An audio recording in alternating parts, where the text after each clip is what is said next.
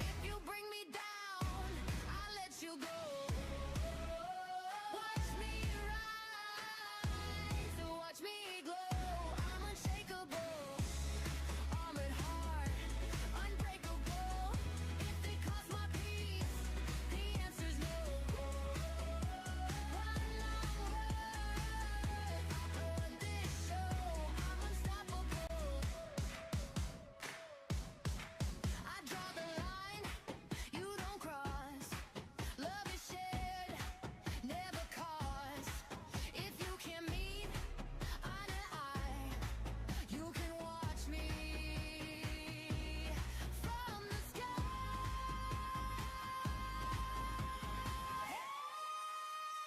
Hey, I'm unstoppable, dragon girl, untouchable. Bring me down, I'll let you go.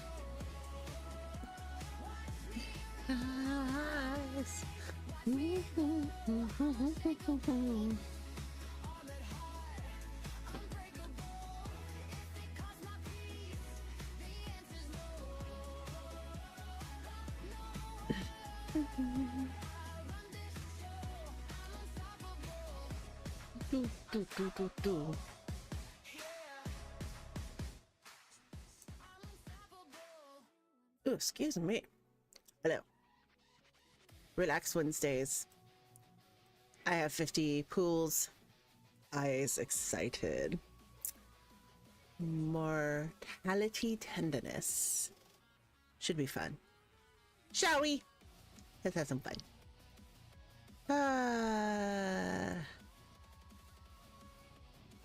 Okay. I should turn the volume on my emulator. Oh my god. My bad. Holy bananas. I hate this thing. Okay. Watch the video and then we shall draw.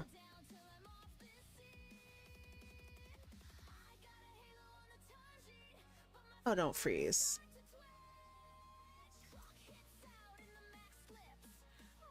And now it's going kooky. Yep, it froze. Why not? Let's be one of those days, shall we?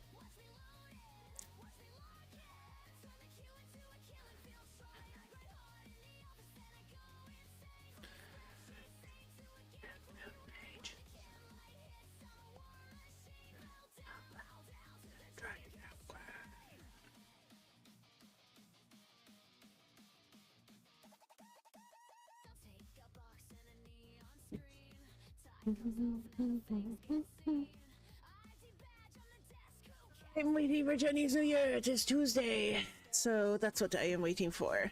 I am super excited. I don't have to clean for a week. Okay, let's do this again. Apple. Brown sugar baba.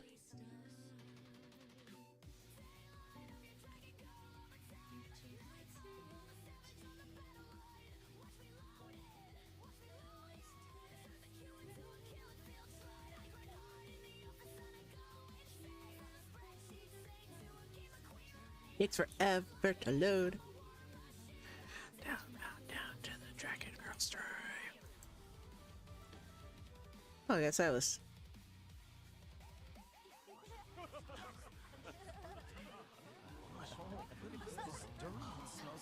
Yet, Moon Xiao is alive with New Year festivities, a bustling crowd waves a tapestry of excitement in the streets. A newly opened restaurant stands row of large red lanterns lying in the front. Congratulations on your grand opening. May your establishment be blessed with numerous customers as clouds and wealth flow like a spring. Thank you for your patronage and well wishes. As the restaurant's proprietor, I welcome the people before me. Opening the restaurant is merely a front, however, its true purpose is to collect intel from the customers. This scheme isn't something I came with alone. The voice calls out and I turn. There's only one person I want. An oil paper bundle falls. I catch it and the sweet smell of pastries hit me. Flower pastries from the popular establishment. You actually brought these for me. Our princess has swift moves and a sharp nose. No long white hair. I've tasted every delicacy since I was little. I could never mistake that scent for anything else. Oh, I love his charm. Little owl cries out and lands on Silas's shoulder. Oh, that must be his crow instead of an... As the restaurant owner appears, a crowd gasps at how strikingly handsome he is. I am the princess, you are the archarch. Our restaurant will be the best in the city. Everything is ready except for the chef who can truly run the kitchen. At the opening ceremony, I sling a bite into the pastry several times while whispering with Silas. It'll soon be New Year, and every restaurant is guarding their chefs like treasure. Poaching one won't be easy. But you already have a plan? Of course. Silas leans down and brushes away a few crumbs away from my collar. Go on. I'm listening. Mm-hmm. We pay them handsomely for their work and use ransom and emotions to convince them should they fail, we could use more forceful methods. Oh, snap. Take advantage of the grand opening. I post a notice. It reads, willing to pay talented chefs well. Tests will be at the establishment. Pedestrians fill the streets to see. You're starting off with a flamboyant spectacle. Ooh. There's nothing wrong with that. Compared to your elaborate plans, this is simple. Once we build a reputation, information shall flow towards us like a stream.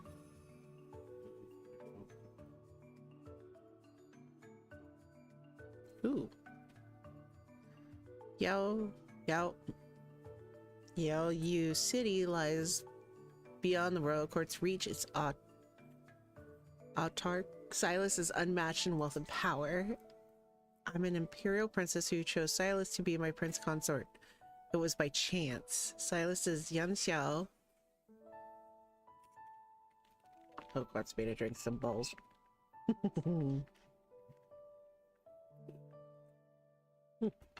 I shouldn't laugh when I'm drinking that.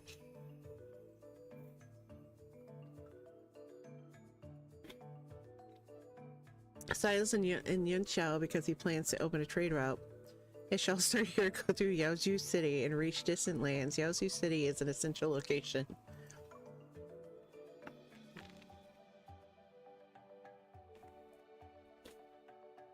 With New Year approaching, Silas and agents to sound out the court. Two factions have been locked in intensive debate for days. The opposition is led by Minister Lu Quan, a powerful aristocrat with many loyal followers. He agreed that the trade route should drain resources and offer Yun Xiao nothing in return. Using the restaurant as a base, Silas and I search for the leverage that could change Lu Quan's mind.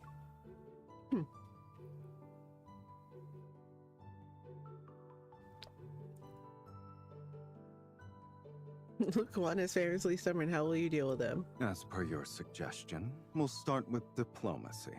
Offer benefits, reason with him, and appeal to his feelings if possible. Pressure should only be utilized when necessary. Those words from Silas carry subtle, readable depths. Considering the fact that it's you, there will only be benefits prior to using the pressure. It depends on who must be dealt with. Hmm.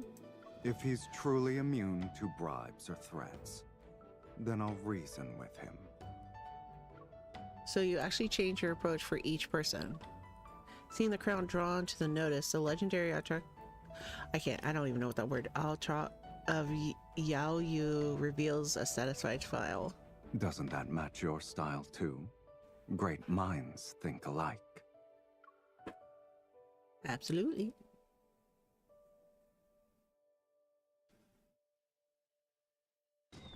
Oh god, I thought it froze again. I was about to lose my mind.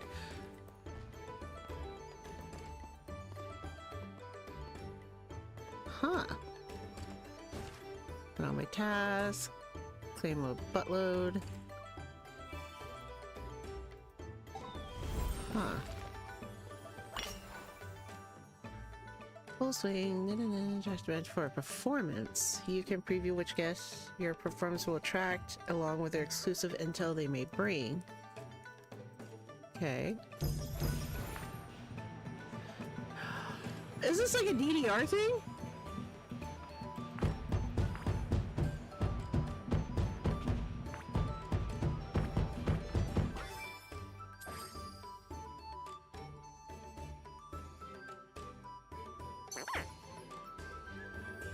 What does that mean?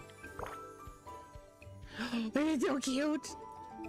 I guess I see that they are whispering to each other. Press and hold to eavesdrop on the guest chat.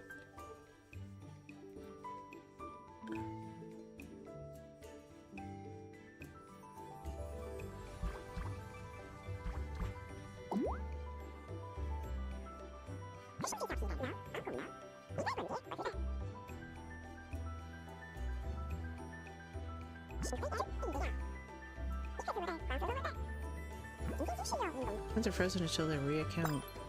Key intel, okay.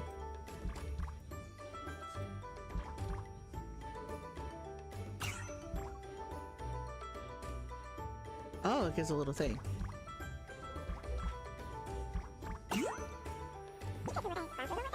Court had another debate. They argued over trade routes. Minister Liu disagreed with Xiao Yu Autarch. The argument was intense. Huh. Yay! Okay. Discuss. Wow, they're making this game really crazy. Your words stirred the court for days.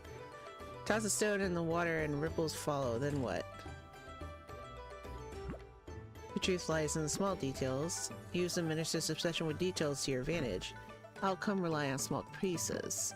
The insight of the darkest depths guide decisions. Huh. Nice. Okay, I'll do this on the side.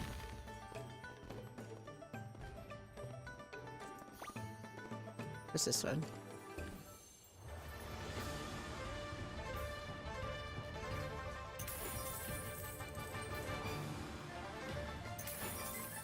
Wow, they're really giving out stuff.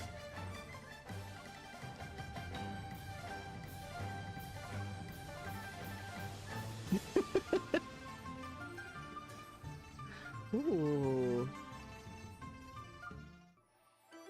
Oh, I gotta get my last one. I think it's oh, one more. Okay. Wait, what? I don't want to use money here. Okay. Draws. We need draws. Please. Ooh. What do we got? Ooh. Okay, Zane looks cool. Eh. I like his hair longer. He looks better with longer hair. Okay, we want Silas. What does Caleb look like? I love they left the music from the, they didn't put it in English. That's nice. Okay. Draw one. Oh, I get to pick what I want. Okay. Yeah. Do I get to pick more than one? Oh, I do. Okay. Okay.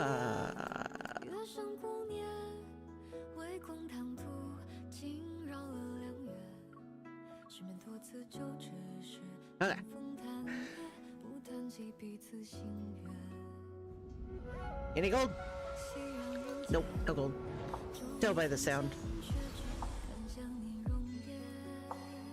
Okay, got a purple. Got one purple, okay.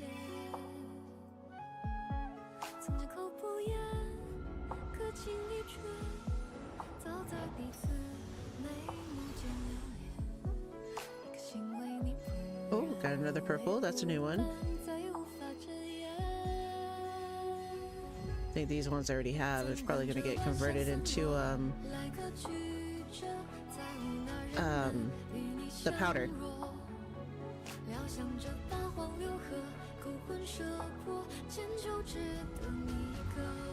Nope.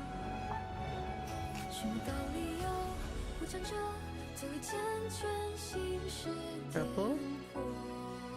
2 purples. Okay, I got 2.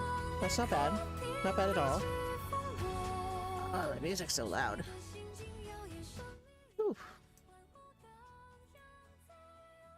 I don't know why the music's so loud. Un momento. Why is this? The music's louder than normal. There we go. Okay. I think we got a special one. Oh, we got the gate. What is that? It's a headband. Okay.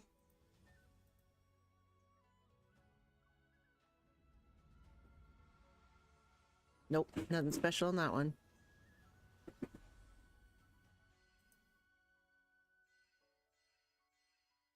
Got one purple.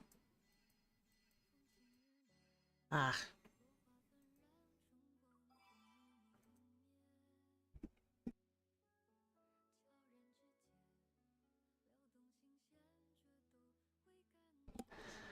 Okay. Na na na na na na na.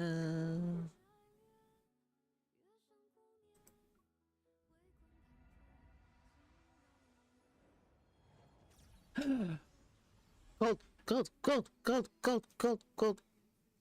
I got Zane. Did I get Zane? Did I get Zane? What did I get?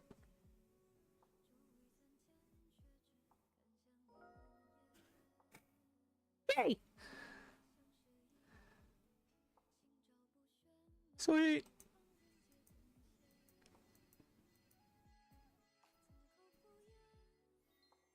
Sweet. I got 1. That's good.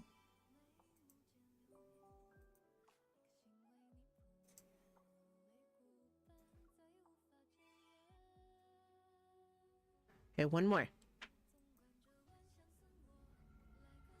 Nope.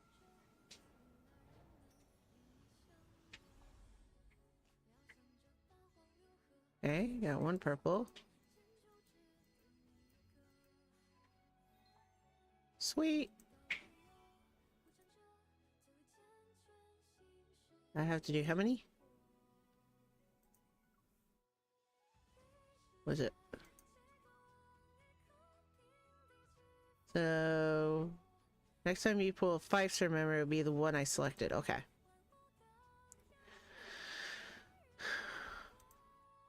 I'm tempted. Hold on. Un momento while I get some more.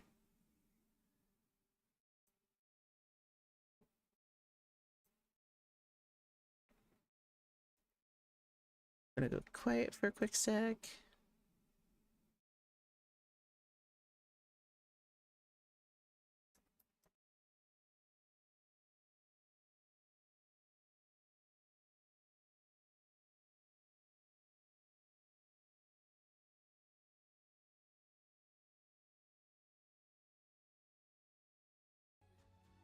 There we go.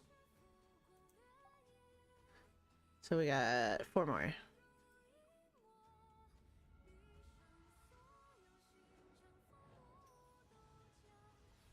Nope. Nerdy. Okay, I got 1 purple. That's a new one.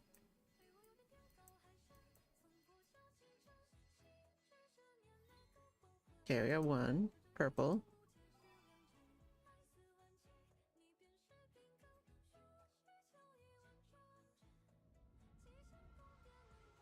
Nope.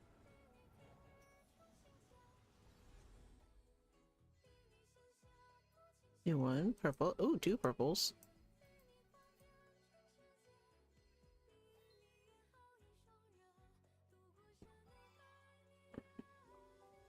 Okay, Affinity, you went up. That's good. Oh.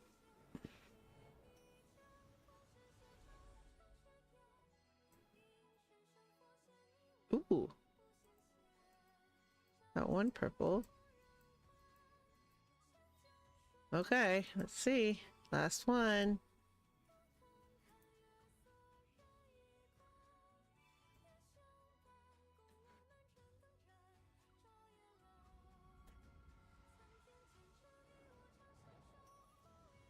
Damn. That sucks. Oh well, at least we got Zane. Ooh, I got a couple purples in this one. What did I get? Oh, I got two. Nice.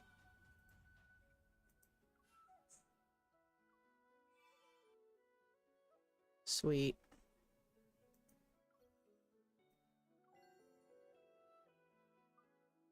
Probably have enough to get more. Oh, wrong one. Oh, okay. I'll get some more later. So, yes, I'm busy. Very busy. Okay, cool. Okay, where's the new one? Okay. We're gonna do the kindled. What's this? What is this? Lately, my evil has become showing emerald functions. Huh.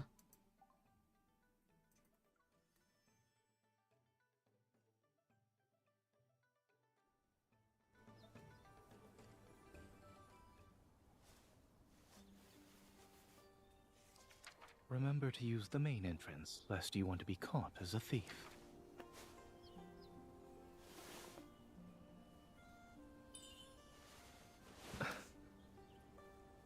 Don't be upset. If there's nothing read it. else, you should head back.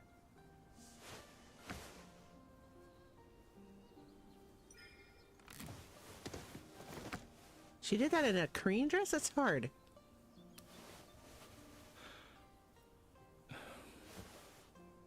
Not touching you. Nii-chan. Where is it? Lead the way.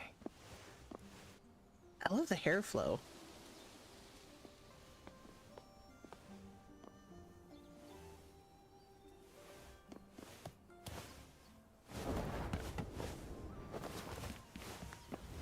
Ah, crouching tiger, hidden dragon gun and stuff, huh?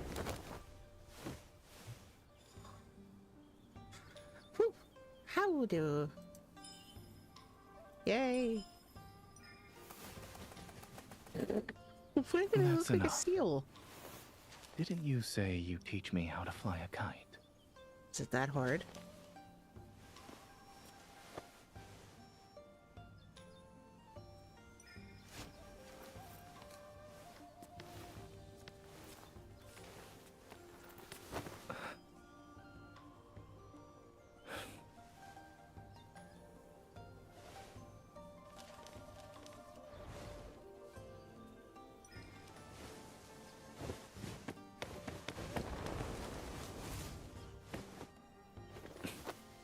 Don't give me that look.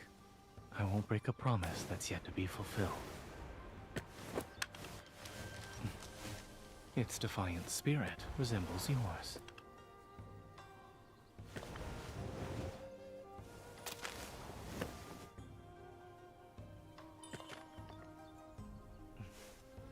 When the mansion was first built,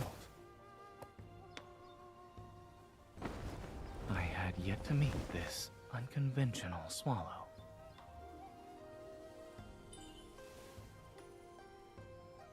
I'm afraid you might vanish without a trace. Like this kite. You move so swiftly, securing you like this is the only way to stay safe. Hmm. Aww, the red string. That's so cute.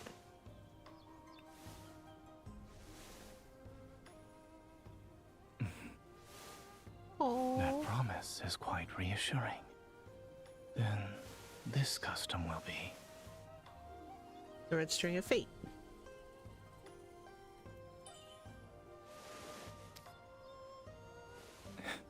Aww. Our promise. So cute, it's kind of nauseating. But that's cute. I like that. That's so cute. That's so cute.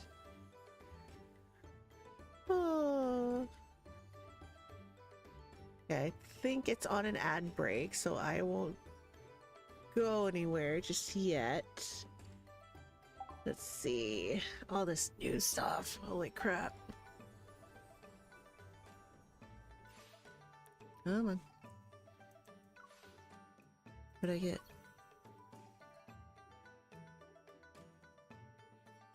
Wait.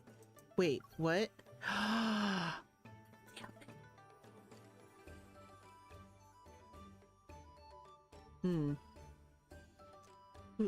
Who's here?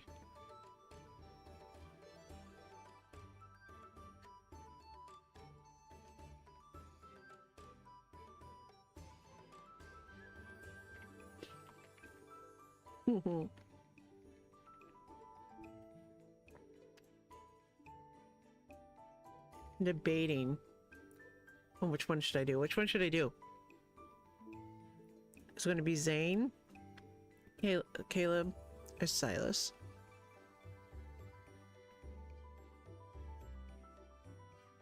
I'm going to do Silas because I'm obsessed with it. What's this? Oh, I get close too. Getting Silas's. Yay! Can I put him in it now? Can I put him in it now? Please tell me I can put him in it now. No. No. You... Get out of my way. I knew you were there for a while. No.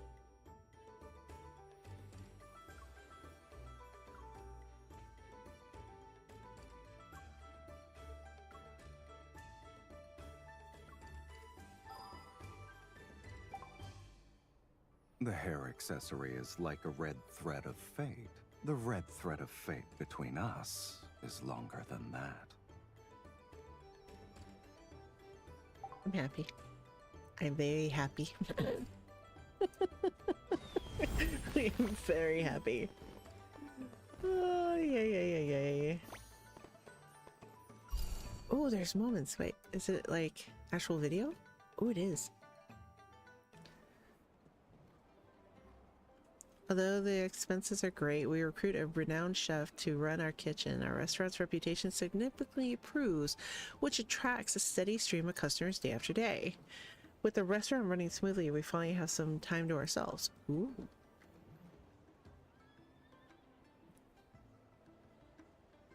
This restaurant is closed today, and going for a stroll would be perfect. It's a place you'd like to is there a place you would like to visit?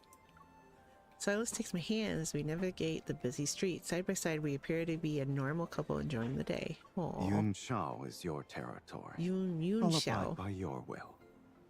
When the princess leaves the palace, I shall serve as her escort. Aww.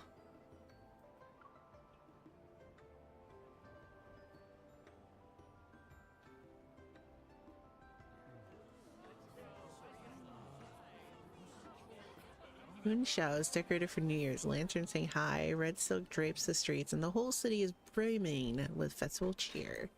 Play some pitch pot, succeed in 9 throws out of 10, and win a reward! What's pitch pot? The crowd is gathered around the stall, and the rack beside him is crammed with colorful, enticing items. The stall owner sees us holding hands, grins knowingly, and points to an intricate lantern that sways gently. Couples who both succeed in 9 throws out of 10 win the best! During my time at the palace, I excelled in playing pitch pot. Shall we give it a try? We can, but doing it for a lantern is rather dull. Okay, I'm curious what that is. Pitch pot, known in Chinese as Tu Hu, is an ancient Asian game of skill where players throw arrows or sticks from a set distance into a canister or pot. Often played at banquets and evolved from an archery ritual into a popular social pastime to test precision, focus, and etiquette. The more you know. Oh, Why don't we make it more interesting and add our own wager? what do you have in mind? Whoever has the higher score wins, and the loser must give the victor a gift. Sounds simple, I accept.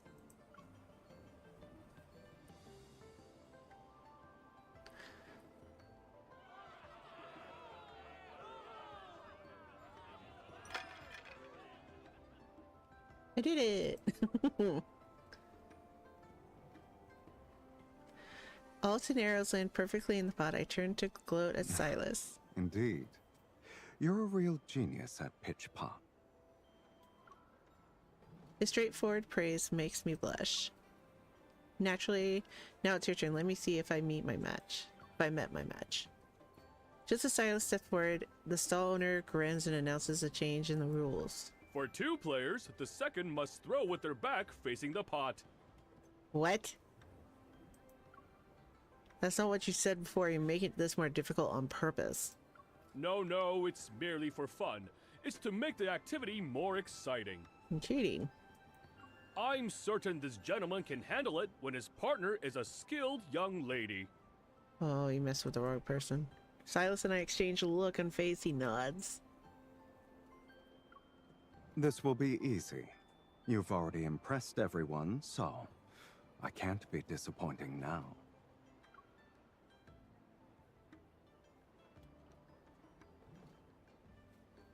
Oh, I want to brush her hair. Silas turns his back, flicks his wrist, and each arrow whistles through the air. The last arrow only grazes the rim before falling to the ground. 9 successful throws. He did it on purpose. We leave the stall with the lantern. Silas, the last one was on purpose. You wanted an excuse to give me a gift. Pitch pot is about keeping your mind steady.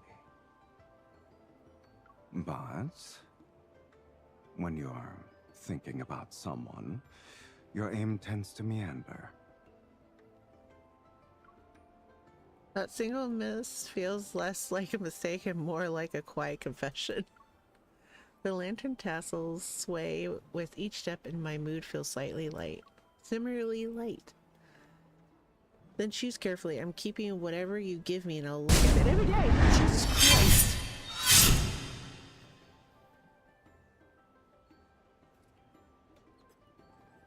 Hi, Sylvie. Okay, I'm gonna have to add that to my spend list. I have no room there.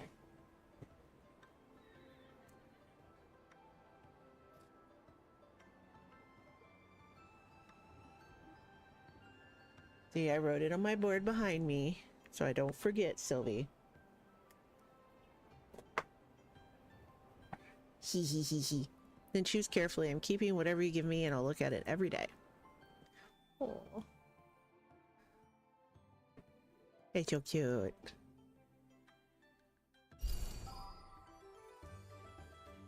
I don't know how to get the rest of this so I can do that. Manage task, claim.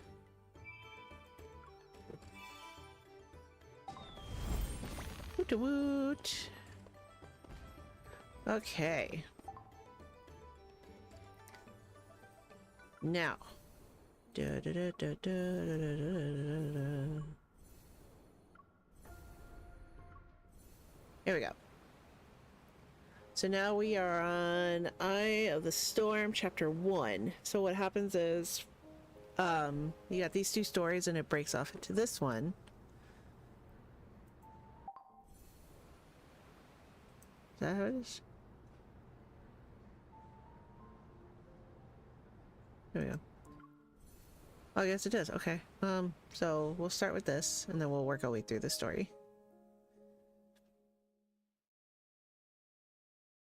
Two months later. In a dimly lit room, silhouettes lurk in the shadows. Holographic screens flicker with images of protocors being sold. Each flash is accompanied by a symbol marking their status. In the corner is a man whose pockets are heavy with poker chips. He takes out his phone and inputs an encrypted code with ease. The dark web interface on the screen sputters, then pops up a series of windows even more mysterious. Ooh. Ether core appears true or false. False. Anyone know what happened in the no hunt zone last night? Heard the core of the protofield got wrecked. Whoa, going too fast. Maybe an Aether core attracted the Wanderers. Someone trying to frame the Wanderers, maybe? Don't spread rumors. Saw known protocol smugglers near the Silver Screen Hotel. Lead, investigate, and report back. A photo appears on the screen. Surrounded by bodyguards, a notorious protocol merchant walks into the hotel. Welcome to the Silver Screen Hotel.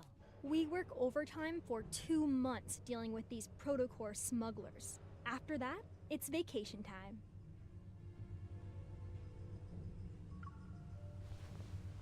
Hi, Dovey. Dang it. Several hidden bugs and cameras fall as Simone deactivates them. She brushes off the dust on her hands and casually tosses the transmitter into the corner. After Operation Ether Ordeal secretly started, this is our first mission together? I figured we'd have chances to work together since you are also here, but things have gotten hectic with mission after mission. Yes, we do. Because Cookie, I got that charity one we're gonna plan out.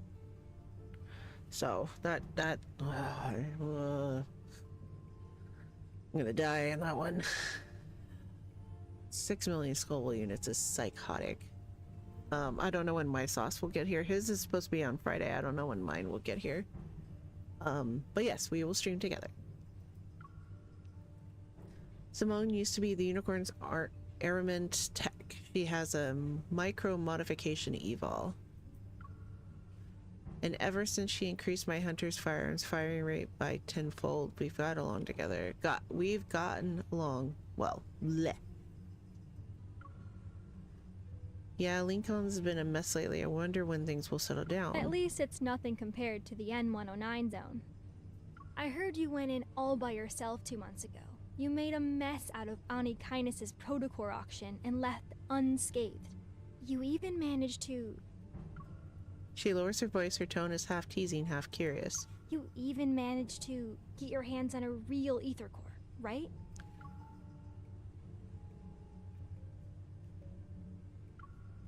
This is the first time I've heard about it. Who told you? No one. But it does coincide with when you were away from the association and the incident in the N109 zone.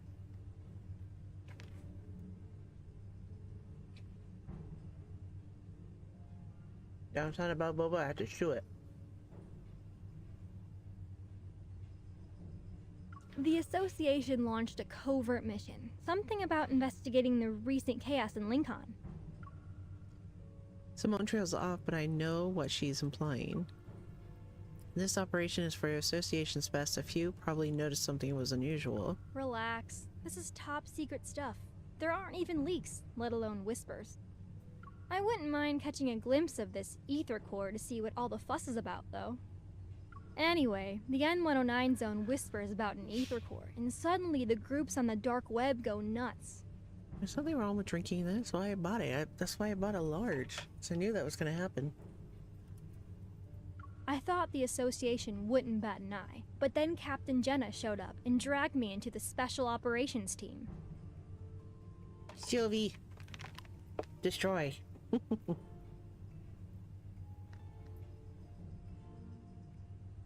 Bots are not allowed.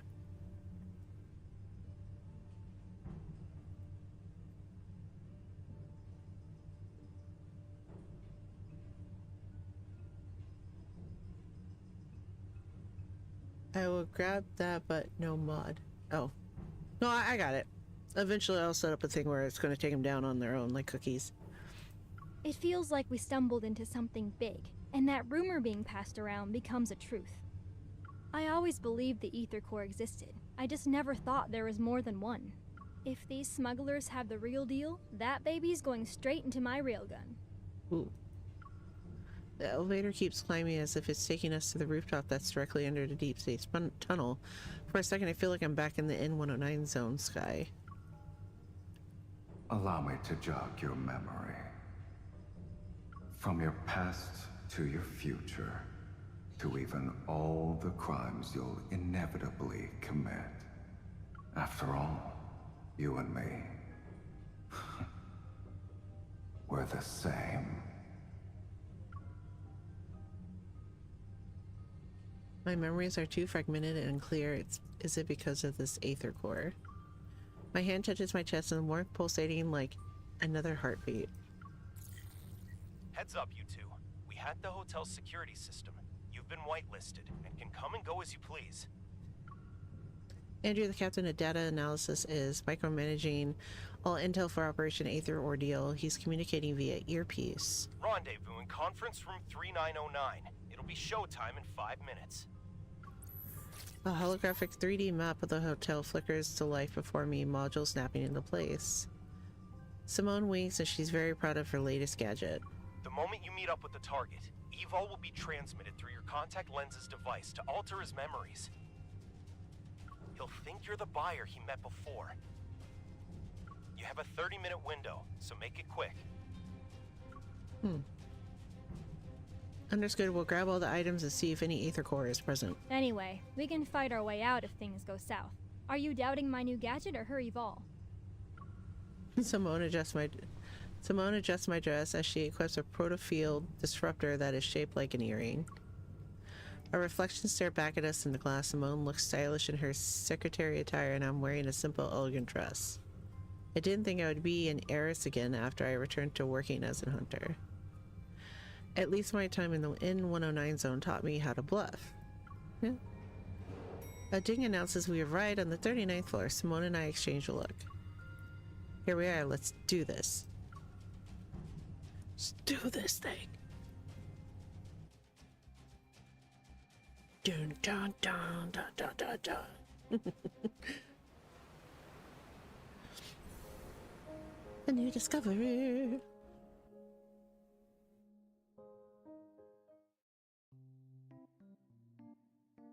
One hour later. With all this fuss, I thought I'd finally see the real deal. But these were all duds. While we didn't get an aether core, the mission wasn't a waste of time. We have these modified protocores. The protocore smugglers are taken away, and Simone and I return to the Hunters Association. Special authorization confirmed. Good job, everyone. Do your weapons or gear need to be maintained or repaired? Put them on the table. And just between you and me, Hunters Huntin' is serving a fancy meal tonight. Don't miss out. The little robot loudly whispers as it almost waddles to the armory with my weapon. Simone, your gear's suffered some wear and tear lately. Over 65% of it has been damaged in the past 2 weeks. If she didn't help you control your Evol, that number would have been higher. 70% at least. Andrew is glued to his multi-screen setup. The window flickers to life with a digital butterfly swarm. Look, if building a powerful weapon turns out to be a mistake, you can punish me. Also, Lead Andrew, it's been 2 months already. Are there any signs of that aether core? I can understand why the association hasn't told anyone about this. It can't be about saving face, no? Alright, check this out. A rolled-up combat uniform lands on the table. We look up to see Gina walking toward the control desk. Captain, what's going on? A weird yet familiar feeling pulls at my chest. I unfold the uniform. There lies a flat, round object I recognize. It's a hurt knave's head. A what? Simone wrinkles her nose in disgust. Without missing a beat, she snatches a pin from Andrew's desk and uses it to push the head away. She ignores the look on his face. How could they just leave a head? Where's the protocore? Gina finishes drinking her water and tears open a package. She takes out a bread roll. Because there was only the head. They took It the showed body? up on Face Street without anything else. The protocore must still be in its body, but who knows where that is. So they took the head off and kept the body? So, already you can see something's not right here. Everyone casts gazes on me. I slowly nod. I can sense a proto curve. It's similar to the one I brought back from the no hunt zone number 7 2 months ago, but there's more to it. Is it related to the Aether Core? Yes. We've detected a large beta protocurve on this head. That's a new fancy term. Captain, what's a beta protocurve? Gina takes a moment to gather herself. She stands up and the control just flickers a couple times and a holographic 3D map is projected from it. Remember that incident last month? It occurred on the 8th at 9 a.m. Lincoln Bridge's main pier disappeared from the river for 20 minutes. And on the 14th at 3 a.m., rainbow mists appeared in Goldwood City. Specifically, they materialized in 6 districts within 4 seconds of one another. Then on the 29th, an incident occurred at 4:30 p.m. An ice cream parlor in the Ring Imperial Center was flipped, and customers on the top floor were trapped in the first floor's freezer. The Wanderers behind these have one thing in common. The protocurve produced by their protocores are capable of distorting space itself. Oh, that's crazy. We're calling this unique protocurve a beta protocurve for now. Beta protocurve. Huh. I won't get into the details of the analysis. However, after comparing it with the protocurve produced from the deep space tunnel region that's in the N109 zone, our current findings reveal that Gina leans forward. She grips the control desk to emphasize her words. an ether core is involved. Based on our observations of these wanderers, the Intel Department and Advanced Tech Labs predict we'll observe more beta protocurves in the future. That's where new ether cores might appear. On the map, with Lincoln City at the center, points of interest start appearing. There are potential locations and they're everywhere, and they're even thousands of kilometers away from the city. Everyone, it's getting dark. Night will fall, and we all know the big guys lurking in Lincoln's shadows are about to make their move.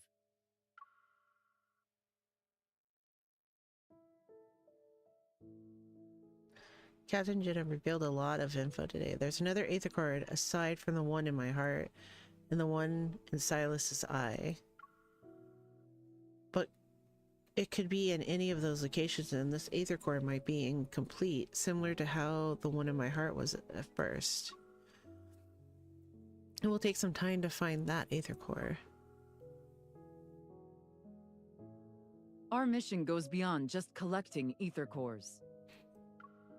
We also need to investigate the shady organizations that covet them for their own goals. They're essentially a ticking time bomb. Yeah. We'll split up for now, but try not to alert the enemy. We don't want to make things worse.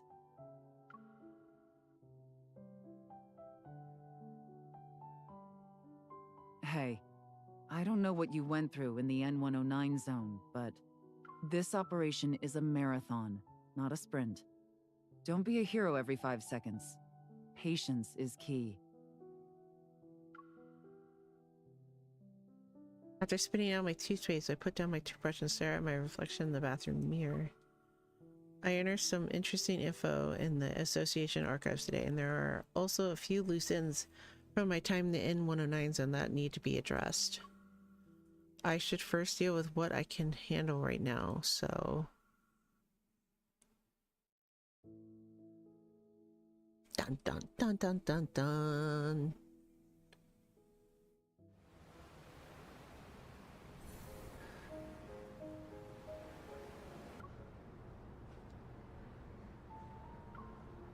Oh, I knew there was other ones.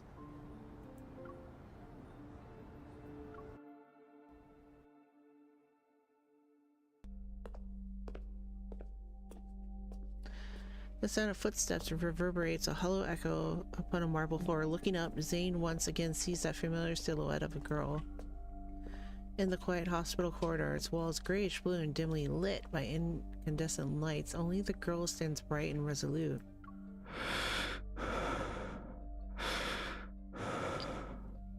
Okay.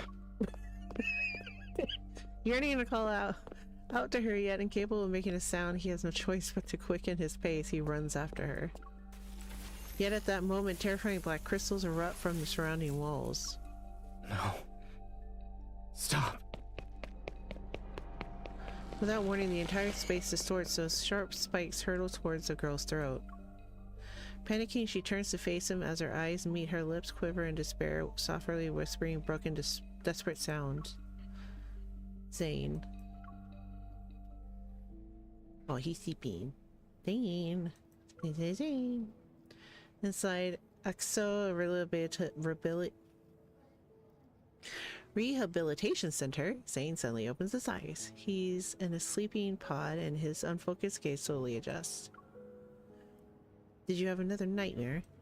Yes. Rubbing his temple, he sips up. His eyes is a reflection of my concerned expression. Don't worry. Lying down in a large box with eyes staring at me. If I could sleep well with that happening, then you'd actually have something to worry about. Hey, I care about you. What else am I supposed to do? Someone hasn't gotten a good night's sleep ever since he returned from Mount Eternal. He also keeps using nightmares as an excuse. After returning from Mount Eternal 2 months ago, Zane's health hasn't been good. It's gotten to the point where he can't sleep at all. However, he doesn't talk about what happened in the Arctic, and recurring nightmare is the only thing he's willing to share with me. You still have a business trip next week. At this rate, the doctor might end up collapsing before his patients. Even if I collapse, there will always be another doctor to take over. No matter what. I press my finger against his lip as a warning. No matter how many doctors they're there for other people. My doctor's right here in front of me. All right. Aww. I'll be careful and stay alive. Yeah, that's usually a good thing. That's a goal. Don't let my worries be a burden on you. I think you started having nightmares after I gave you the crystal fragment from the N109 zone. Zane takes his coat from the coat rack beside the wall. Together we enter the corridor. They aren't connected, so don't overthink it. It's just a coincidence. Speaking of which, there's been progress with the analysis of that crystal. Is it related to the Protocore syndrome? At the moment, I've developed a hypothesis based on the data. I'll share the details with you once there are conclusive results. Stepping into the elevator, I press the button for the ground floor. Zane's reflection appeared in the closed doors, the dark circles under his eyes, underlining a deeper wariness. Take your time, you should deal with your insomnia first. Since I can't sleep, I might as well be productive with my time. That's such a workaholic answer. So it's not that doctors can't treat themselves, they don't actually want to be treated. I'll order you some milk for you. It'll be delivered to your place and should help you sleep. Also, the hypnotic music. Are you referring to the lullaby playlist? Did you forget how old I am? Nope. I'm just trying to help. As a normal hunter, you don't have to listen to me, Dr. Zane. Since I am your one and only doctor, I should listen to you. We step out of the elevator and my watch begins to ring. Someone's calling me. I gesture to Zane and then move to the side to answer it. Captain Gina. Hey, are you available right now? We've detected beta protocurve activity in a certain location. After a brief explanation, Captain Gina quickly ends the call. Why are you frowning? Did something happen? My mission got an update. I need to check in with Captain Gina, so I might not be able to have dinner with you. Just as I'm about to sprint to the hospital's main entrance, a pair of hands lands on my shoulder and steers me in a different direction. Oops. Don't run just yet. I'll drive you there. Ooh, what does he drive?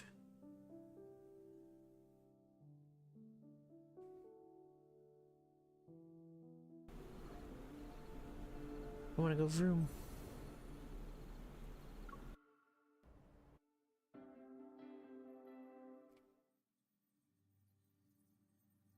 Upon arriving at the association, I find Alpha Team's office engulfed in silence. Only Gina stands before the control desk. Her gaze is fixed on a few zoomed-in photos that are being projected.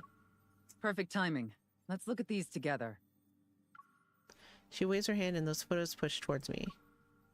As I approach and get a closer look, it becomes evident that the distinct figure appears in every picture. The figure is also marked with conspicuous colors, which show traces of beta protocurve. That's what it's called. All of them are from the same wanderer. Yes, including this morning. Andrew has found its traces 5 times. Beta protocurve activity was detected in every instance. Oof, that means it's related to the Aether Core. It could very well be carrying one, or an Aether Core fragment. Ooh. Another screen comes into view, showcasing an array of data and information, and positioned at the center of is a blurred image of a wanderer. This wanderer can move by distorting space, and we haven't captured a complete image of it yet. However, the Intel department made a discovery. In areas where it did appear, many patients with protocore syndrome have fallen into a coma. Some even go into shock. My gaze then falls on the left side of the screen, and the text reads, Location, Chancia City. I'll be heading to Chancia City next week.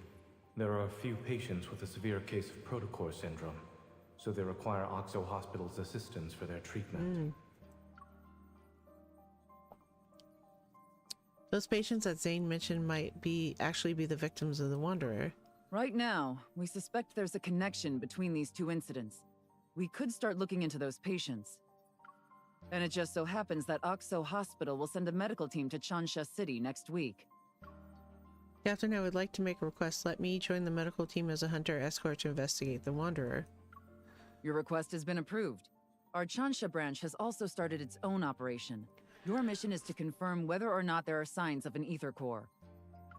You can contact us anytime if you need help. We'll be there to offer whatever assistance we can. Understood, I'll be careful.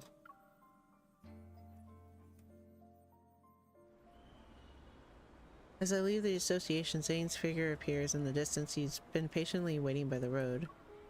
Just as I'm about to walk over, a massive bouquet of white roses suddenly appear and engulfs my vision. Miss, I've heard so much about you. It's an honor to finally meet you in person. And you are? I'm sorry. I almost forgot that this is our first meeting. You bought me a bunch of flowers and this is the first time you met me? But you should have already received my business card a few days ago, along with the flowers. The man has a gentle gaze. As if to be friendly, he extends the other hand towards me. I'm Carter, from Xander Sciences. I recall seeing a business card that had mysteriously appeared on my desk not too long ago. It was accompanied by attention-grabbing deliveries as well. Oh, those were from you. Thanks to your efforts in apprehending those protocore merchants, Xander Sciences was able to recover a valuable batch of protocores. Oh. Many patients were saved as a result. Naturally, I wanted to express my gratitude. I wonder if you'll do me the honor of having dinner with me, miss? She already has plans for tonight. Oh, don't be mean. A hand pushes away the bouquet. Zane then pulls me to his side. He moves to stand between me and Carter. Upon seeing Zane's face, Carter's expression noticeably darkens. What a coincidence, Zane. It's been such a long time since we last saw each other. Why don't the 3 of us have dinner together? My treat. My gaze quickly shifts from Carter's smile to Zane's indifferent eyes. I sort of understand what's going on. I'm sorry, Mr. Carter. The association strictly prohibits hunters from accepting dinner invitations for work purposes. Ah. Let's go.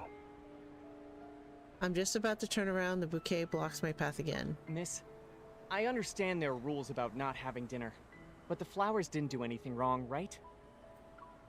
Before I have an opportunity to decline, Zane swiftly takes the white roses. He glances at them with a blank expression. He gives the roses back to Carter. They're much appreciated. Unfortunately, there's no room for them in my car. What are you driving, a Porsche? Pinto? Miss Hunter? With Zane holding my arm, I leave. Carter persistently follows us. Actually, I'm here to give you a reminder. The outside world isn't as safe as Lincoln. Be careful when you're traveling. Did he just threaten me?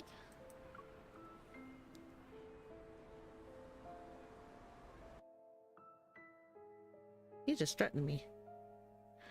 Oh, hail to the no. You don't threaten me, biatch. I want roses. I want blue roses. Seatbelt. Oh, he jelly. He's so jelly. Thane turns the steering wheel and the car the car joins stream of flowing traffic. The guy seems to know you pretty well. Are you acquainted with him? And Xander Sciences. I feel like I've heard that name somewhere. Ah. Your colleague praised you, saying there are things only the two of you can do. I'm very curious now. Xander Sciences will provide you with the best staff, the best lab, and even the best treatment. The person Raymond mentioned when we were at his place, that's Carter's, right? We studied under the same professor. That's it. The paths we're walking are completely different. You two aren't like-minded from what I can tell. I also feel like he's a bit suspicious. Yeah, a little suspicious, and it was obvious he didn't show up just to invite me to dinner, and I can see you're very cautious around him. Is there a bad blood between you two? You can tell me about it. It's not interesting. Zane has bad blood with someone, and he's very wary of him. Isn't that interesting already? The fact that he gave you roses is more than enough to put me on high alert. Oh, the jelly. But when he told you to be careful while traveling, I doubt that was a simple, friendly reminder. No, that was a threat. Just as I'm about to tell Zane about my trip, I think twice, I shake my head and smile.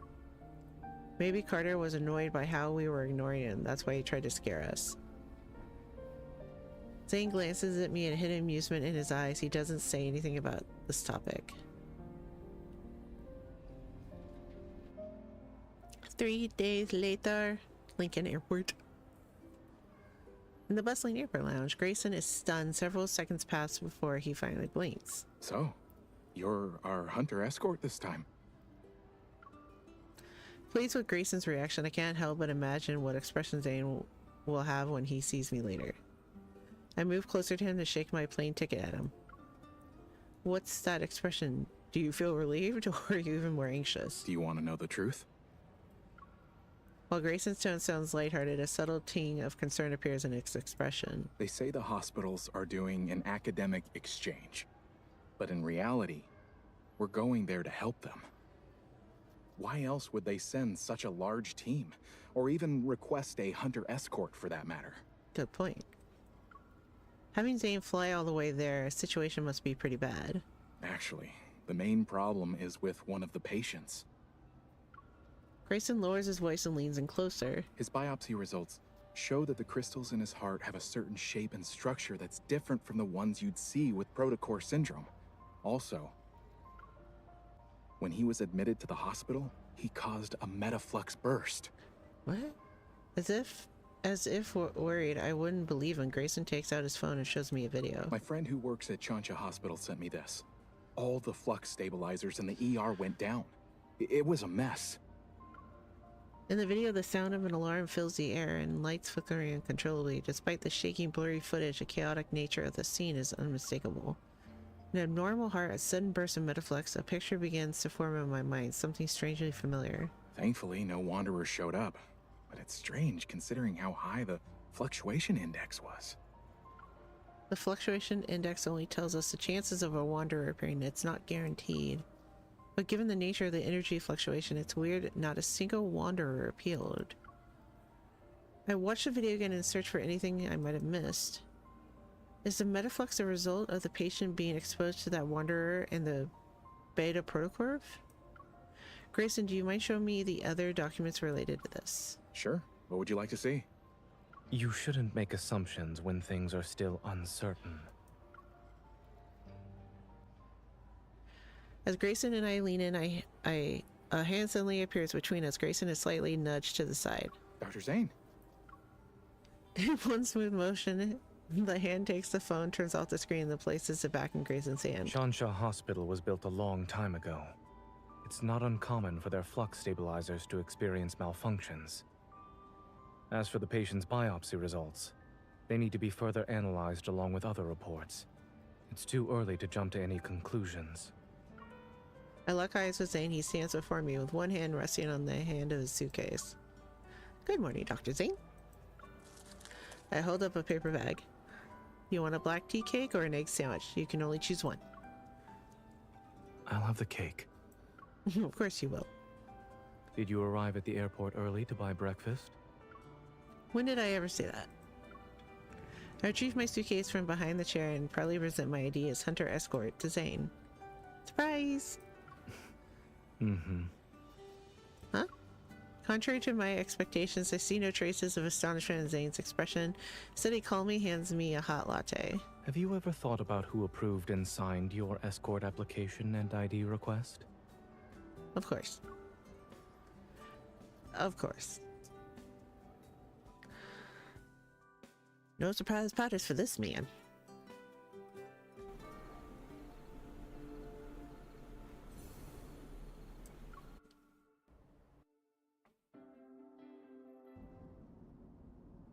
Plane. The flight takes several hours. Eventually, the plane lands in Cheonsai Airport. Boarding the shuttle sent by Cheonsai Hospital, the medical team immediately heads to their destination. The chief of surgery, his hair already starting to gray, exchanges pleasantries with Zane before quickly delving into discussion about the patient. They're on ECMO. After the open heart surgery, adhesions began to develop. And this morning, we saw the crystals spreading. They're very close to the lungs now. Oh, that's scary. Then we'll have to perform surgery as soon as possible. Zane quickly flips through the patient's medical record while putting marks on paper. Crystal extraction is already a complex procedure. Those adhesions, we're worried the patient won't be in a stable condition while under anesthesia. This is our only option. We must perform the surgery. Let's reassess the patient's health and proceed once his physical condition allows it. A few hours later, the surgical lights are turned on in the operating room. The rhythmic sounds of medical equipment reverberate. Led by Zane, a team of medical staff focuses on the surgery at hand. The observation room is filled with people, and their gazes are fixed on a large screen. On it, a pair of hands uses a scalpel to meticulously remove tiny crystals. Clear the view. After ensuring there's no unusual activity, I make my way back to the glass. Dr. Zane is brave for taking on such a risky case. Captain Willow. We meet again. During my previous visit to Cheonsai City, we worked together. After exchanging formalities, she shows me the updated data. In a matter of seconds, a record of a wanderer's recent activity appears on my watch, built-in 3D map. I managed to traverse the entire city in 5 minutes. I've never seen a wanderer move that fast before. Captain Gina said there were no clear images of the wanderer yet. Do we have any new leads? We did some comparisons. Aside from the protocurves not aligning, the Wanderer closely resembles Mist. But if you look at all the data, the traits in this wanderer exhibits are different from the Mists I've seen. Yeah. I don't know what got into it, and how it managed to hide so well. Perhaps the Aether Core made it mutate or something. Suddenly discussion erupts next to us. It draws my and Willow's attention to the screen. A scale-like tiny crystals are slowly being peeled away from the edge of a blood vessel. Holy crap. Surgeons have some steady hands, huh? That crystal. It's exactly like the ones on the monsters in the N109 zone. Zane must have noticed too. Regaining my composure, I immediately look at him. Under the surgical cap, his eyes remain calm and focused. He continues the procedure until the crystal is placed onto the surgical tray. Does it look all right on the ultrasound? Yes, it came up. Whoa. Any bleeding? No. Let's wrap it up. Applause erupts throughout the observation room. Relief washes over me. He got it off a blood vessel. That's psychotic. However, I feel strange, unusual tremor in my chest. Something is rapidly expanding. Metaflux. An alarm from the flux stabilizer resound throughout the entire operating room. Captain Will and I exchange a look and immediately get to work. She starts evacuating the spectators while I run to the intercom. Zane, a wanderer is about to appear. You need to move. Dr. Zane, the patient's blood pressure is dropping. Increase the adrenaline to 0.1 micrograms. The alarm becomes louder. I immediately pull out my gun and aim at the area where the energy fluctuations have peaked. A faint energy fluctuation dissipates, and yet tremors I feel in my chest show no signs of subsiding. Zane, you need to leave or else it'll be too late. The patient's vitals are unstable. Moving them is infeasible right now. Through the glass, Zane looks up at me, his gaze calm as ever. Can you suppress the accumulating metaflux with your evil? I meet Zane's gaze that carries a subtle attempt to comfort me. My attention turns to Grayson and the others who are visibly worried. They wait for my response. I'll do my best. Give me 5 minutes. Let's continue.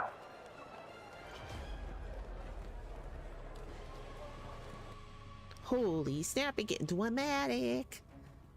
Dun, dun, dun. For those who don't know, removing something off a blood vessel is very psychotically crazy because it is super, super thin. Why do I know this? Because I wanted to be a nurse. I don't do needles. That's why I didn't do it. Till I had a kid. Now I think I can do it, but I don't want to. Using my evil on the flux stabilizer, I successfully buy the necessary time for Zane to finish suturing. When the surgery ends, the metaflux suddenly dissipates as if what happened earlier was an illusion. Other medical staff will handle the follow-up procedures. I can change out of my sterile suit. Just as I'm catching my breath, Zane pulls me into a lounge where no one's around. Give me your left hand. I'll do a quick evil examination.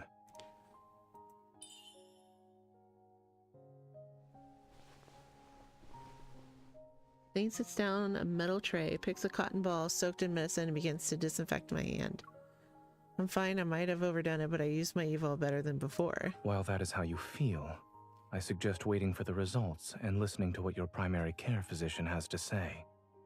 Also, a cool sensation emanates from the palm of my hand as he holds my fingers. He applies patches to each one.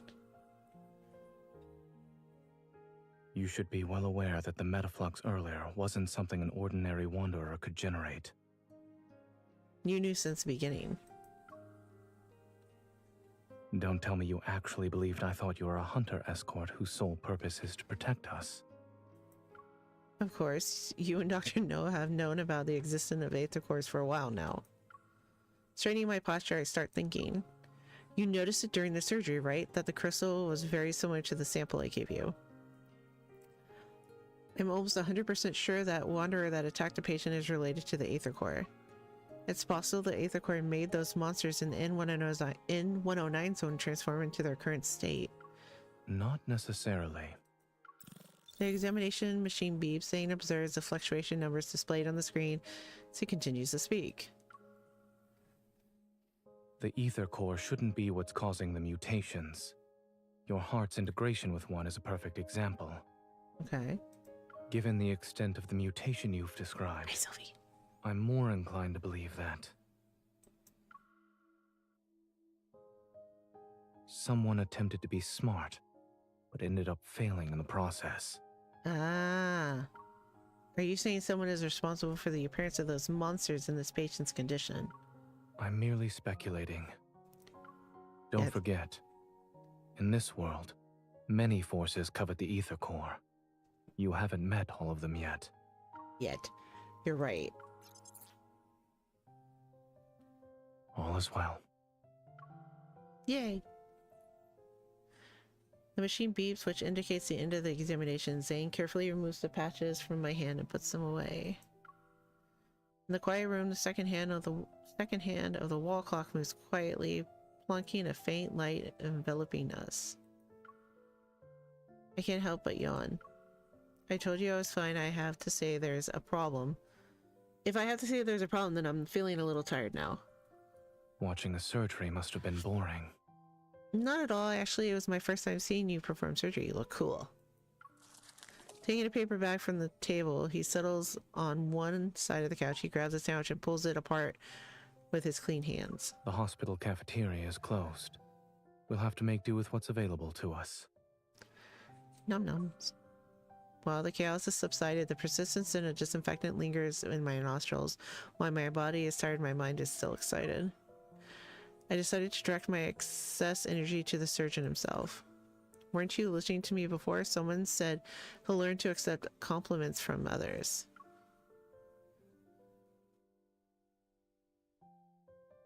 I accept your compliment.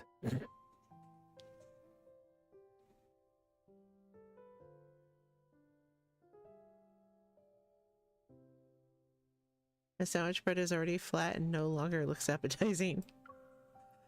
With the finesse of a seasoned chef, Zane lifts the bread and removes the greasy bacon. He then proceeds to discard the wilted lettuce, leaving only the ham slices, red cabbage, and shredded pork that have withstood the test of time. Today will be very memorable for me. Not only did I see you perform surgery for the first time, but I also had the privilege of observing a sandwich undergo surgery. I've just removed the parts that experienced excessive nutrient loss and would have impacted digestion. Is nutrition one of the things you research? Is there anything Dr. Zane can't master? I have to admit that when it comes to accepting compliments, I'm not very good in front of you. Aww. But I suppose there's a chance for you to teach me in person. Looking at me with a meaningful expression, Zane places the surgery-affected sandwich into my hand. He then pulls out his phone.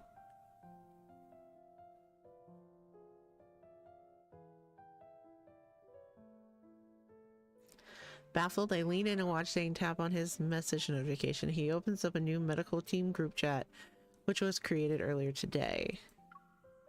Grayson has shared a group photo there where the medical staff, their smiles tinged with weariness, hold glass vessels that are visibly cracked. Were these cracked by the energy I couldn't contain when I lost my target? You overdid it, yes. But the medical staff said you're the most surprising hunter they've ever seen. They don't need to go that far. Embarrassed, I sheepishly laugh, and I quickly shift my attention to eliminating the sandwich. Before Zane can speak, his phone abruptly starts ringing. Uh-oh. Hello? Upon hearing the voice on the other end, Zane freezes. Surprise appears on his face. The patient woke up? Oh, snap, he woke up.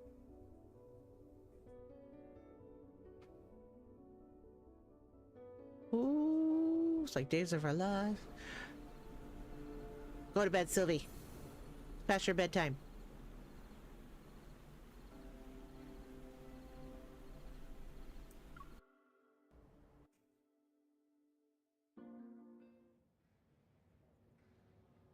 When Zane, Grayson, and I arrive at the entrance of the ICU, the nurse approaches me. Do you know why he regained consciousness so quickly? We're not sure. He shouldn't have woken up already. Look at this, Dr. Zane. All his vital signs are improving. Zane and Grayson charge into sterile suits and enter the ward. I wait outside. Can you hear me? Do you remember where we are? Look at my finger. I really wasn't expecting him to save the patient when they were at death's door. God damn, you freaking weirdo, you followed? Mr. Carter. Hello. We meet again, miss. With the sudden appearance of Carter, I cautiously step to the side. However, he greets me with a smile. He raises both his hands. Don't get the wrong idea. I wasn't following you. This patient happens to be an important client of Xander Sciences. After hearing about the incident, I decided to pay him a visit. You weren't there when he was in critical condition. I don't think he's that important to you. What do you mean? He leans against the wall and casually looks at the glass door. If it weren't for Xander Sciences, his fragile heart would have stopped a long time ago. What we're pursuing is far more stunning and ambitious than these petty solutions. What? Is that so? Ow. I really need to get new headphones. It's starting to hurt my ears. Observing my indifferent reaction, Carter frowns his furrows his brow. A hint of disappointment appears on his face. Aren't you curious about the kind of work we're doing? I'm not. He shakes his head and his usual pretentious smile graces his face again. It's okay. You'll be interested someday. After all, only Xander Sciences can provide answers to the questions about your heart. Frowning, I suppress the urge to ask more. I redirect my attention back to the ward. Snot little brat. Hey, Dr. Zane wants you inside. Grayson Hurley walks out and hands me a sterile suit. Excuse me, this is the ICU. For the patient's sake, we kindly request that unrelated individuals leave. Having no intention of paying any more attention to Carter, I change into the sterile suit and enter the room. The man lying down on the bed has his eyes half open. His voice is weak, yet infused with tangible excitement. I'm back. I'm back! All his vital signs appear to be normal. However, under normal circumstances, a person wouldn't recover this quickly. Yeah, I've been under anesthesia. It took me a couple hours to wake up. As Zane talks, he directs a meaningful look at me. More anomalies may occur. Stay on your toes. Acknowledging his warning, I nod. I move to the bed, introduce myself, and state the purpose of my visit, and then I proceed to ask questions. Davis, you said you're back. Where were you? It trapped me. I couldn't get out. It was like a nightmare. I couldn't wake up. I turn on my watch and pull up a picture of Mist. When you say it, did you mean this? Yes. It was that thing. It was inside of me. But it wasn't. Suddenly, the vital signs monitor start beeping loudly. The man on the bed begins convulsing as if something started choking him. Metaflux, Zane. Oh, Zane. I quickly pull out my gun and sense more intense fluctuation. It surges and engulfs the entire room instantly. Grayson, transfer the patient to another room and prepare for resuscitation. Unexpectedly, a rift appears and reveals the shadowy figure of a wanderer. Moving myself to the front of the bed, I point my gun at the wanderer. However, it disappears in the blink of an eye. A second later, it materializes like a phantom in another location. Hey, behind you.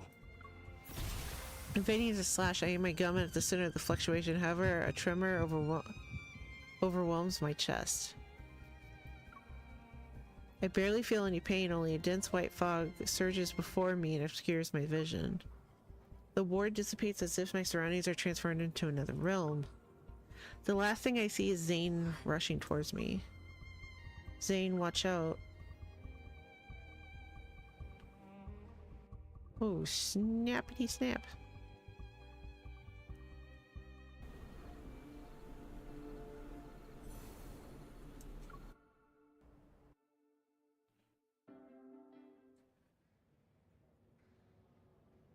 I feel as though my body is plummeting into a thick fog. The sensation of weightlessness threatens to push my heartbeat out of my chest.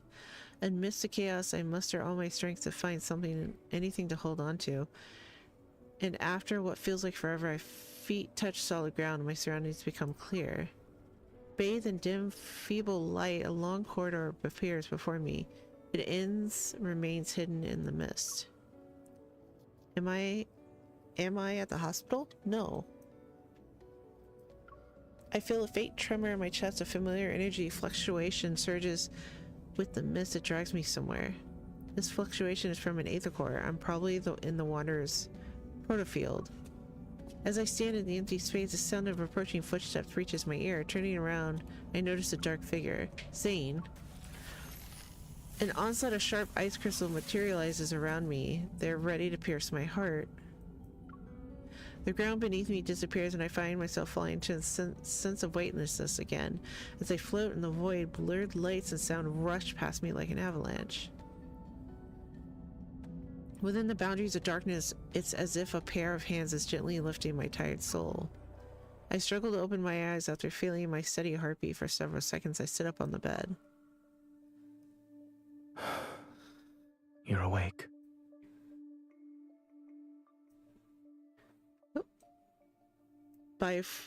By the floor-to-ceiling window stands a figure wearing black clothing. He turns around. Behind him are dilapidated buildings and the sunset's tender light. Zane. A figure takes another step, his appearance nearly overlapping with the dark figure I had seen before. I moved back. How are you feeling? After hesitating for a moment, I reach out and touch his cheek. I trace his eyebrow and contours his face. I recognize the feature I know so well. In this silence, he remains motionless. He just looks at me. I'm fine. I just think I just had a dream.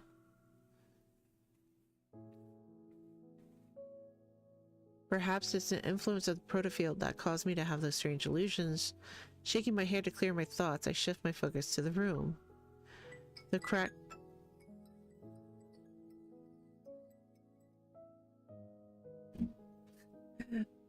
The cracked beige walls enclose a space where a sofa, holographic screen, refrigerator, and various functional home appliances exist in a close proximity. It looks like the home of someone who struggles with living a normal life. Do you remember what happened in the ward? A wanderer that suddenly appeared, the tremor in my heart, and Zane running towards me. Memories gradually find their way back to my mind. Are we still in the Wanderer's Protofield? Yes. Following Zane's gaze, I get up from the bed and join him looking outside the window. As the final remnants of twilight flash, the city stands before us under a light blue sky. Its desolation is evident. The place is a rusted skeleton of its former self.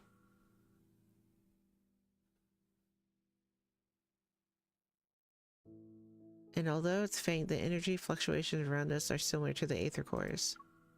This Wanderer's Protocore must possess an Aether Core energy. But in my dream, it's as if the chill from those icy crystals still linger in the air. I grip my arms more tightly.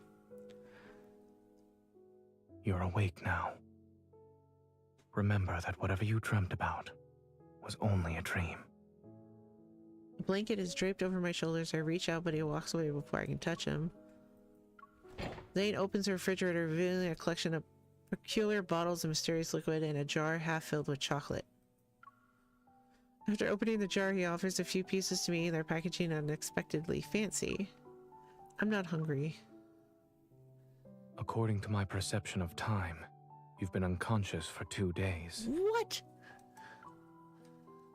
If you don't eat or drink something, I'm afraid you won't have the energy to find the Wanderer. The scent of chocolate saturates the air and ignites my appetite. What if the Wanderer launches a surprise attack while we're resting? Despite my words, I find myself sinking into the worn-out couch. I unwrap the chocolates with Zane. I look up and my gaze falls upon a bit vibrant green on the desk. It's a flower pot with a jasmine in it. It sticks out like a sore thumb in the desolate world. While the branches and leaves retain their green hue, the stem has already started to wither. Is it normal to see jasmines in a Wanderer's Protofield? What are you implying? The patient who was attacked by the Wanderer fell into a nightmare. They were trapped in their own dream. In the other words, the environment we're currently seeing in the Protofield must also be the manifestation of someone's dream. And I don't remember ever seeing anything here. Yeah, it's his dream. So this is your dream. Are there any comments you'd like to make about it? Even in a world as broken as this, the chocolate still exists. I'm expecting nothing less from you. Shouldn't you be saying something like, "Thank goodness it's Zane's dream. We can still eat chocolate." Something I would say. Zane, who's wearing nothing but black clothes, appears somewhat strange. Maybe this is how he sees himself in his dreams. I have dreamt of this place. However, the jasmine hasn't wilted yet, and the world itself isn't in such a dilapidated state. Is this a nightmare you've been having then? Ah, Zane is quiet for a while before responding in a soft voice. Yes. Don't be scared. Dreams are the opposite of reality. I offer the unwrapped chocolate to his lips. Try it. Who knows? Maybe the chocolate in your nightmares don't even have... Blech. Maybe the chocolate in your nightmares doesn't even taste like chocolate. He lowers his head and eats the chocolate. It's carrot flavored. Eh? Of course, it's a nightmare. He eats carrots. Liar.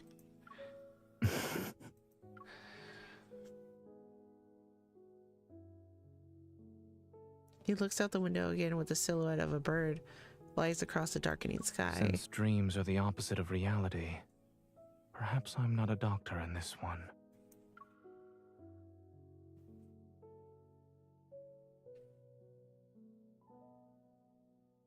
Okay, so if he's not a doctor saving lives, does that mean like he's a murderer taking lives? Curious. Very, very curious. Everything is a hazy blur in the dreams, yet in Zane's dream the flowers, trees, streets, shops appear with a remarkable clarity. I can't help but wonder how long this dream has haunted him, incessantly replaying itself to the point where every detail is fleshed out. Wow. While it resembles my dreamscape, I can tell it's a proto-field. Over there. He guides me to the entrance of a narrow alley. The road ahead is covered in thick fog. It's as if we've reached the edge of the dream itself.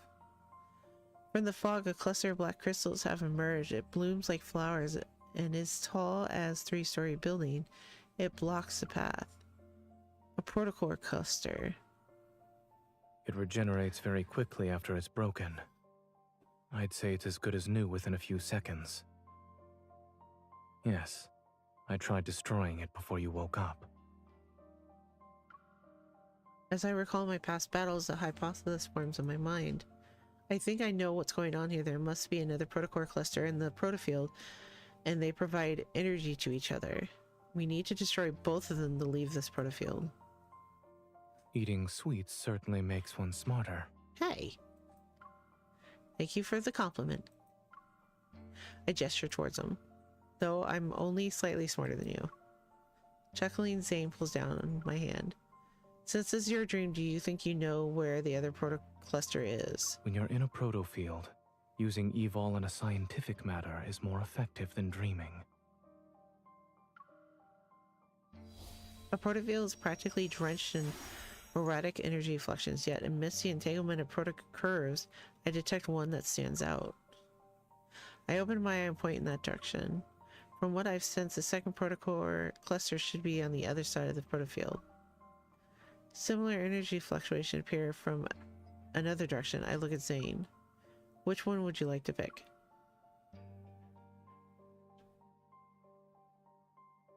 Zane looks into the distance. I don't know if I imagine it or not, but some sort of emotion stirred in his eyes. The one that's farthest away. The far end of the city is cloaked in black mist, resembling a gaping maw of beast hidden in the shadows. Nope, I want that one. I understand this is your dream, so you know where the dangers are. But are you going to face them alone again? This is my dream. I can get to my destination faster than you.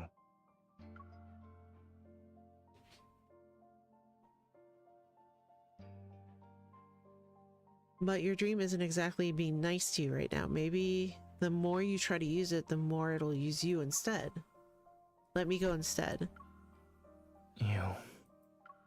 Don't push yourself when you're in trouble. I got your back. There's a tip from your hunter escort. Smiling, I take a step and pat his back without waiting for Zane to respond. I wave and start walking. Don't push yourself. That's a tip from your primary care physician. Behind me, I hear a soft sigh followed by Zane's words that are tinged with worry. Turning around, I catch a glimpse of him standing in the shadows. He's far away now. I can't clearly see his expression. I press my lips into it, then light and nod. Regardless of whether it's him or me, we know we'll always support each other. As the girl walks away, her figure disappearing from the fork in the road, Zane turns his gaze towards the alley's depths. Within the thick fog, a broken street light flickers intermittently.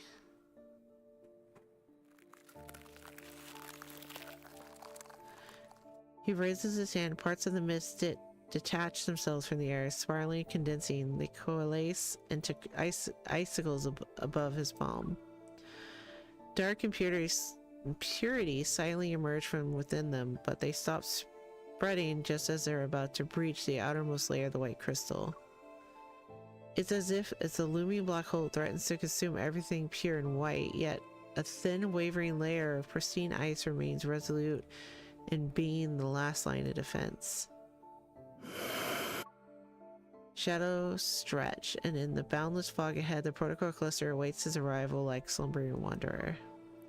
Within the mist, a cold wind materializes. Aggressive figures sluggishly stir.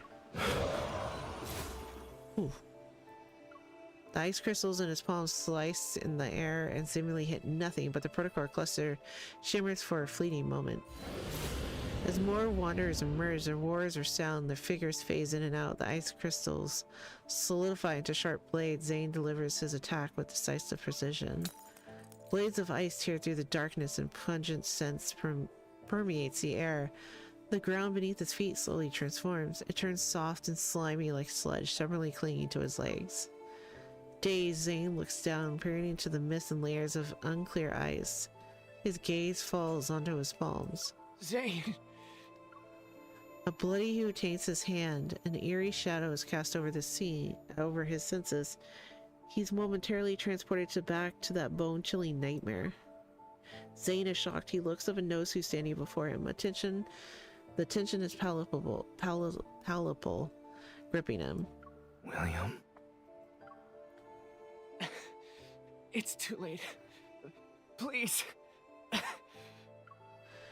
In the howling icy wind, Zane hears his heavy breaths once again. He returns to the endless snow-covered expanse of Mount Eternal. Bloody tears stream down William's empty eye sockets. Then an array of faces emerges from the cluster's projections. Aren't you going to celebrate my birthday with me? Why did you kill me?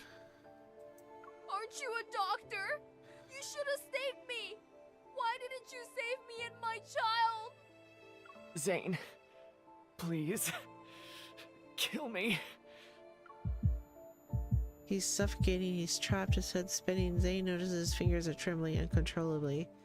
He staggers back only to trip over something again. It's just an illusion. It's not real. It's not. More and more hands stretch out towards him. They're frozen. The space around him shatters and distorts in the mirrors. They reflect his bloodshot eyes. They reflect his hands are clenched so tightly the veins bulge.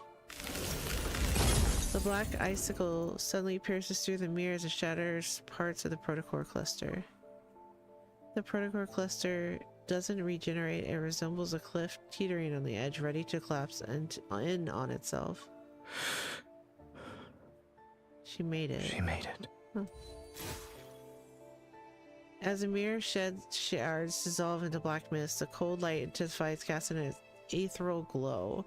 Determined, Zane thrusts an ice blade towards the human figure. Zane. The ice blade stops at Zane's pupils.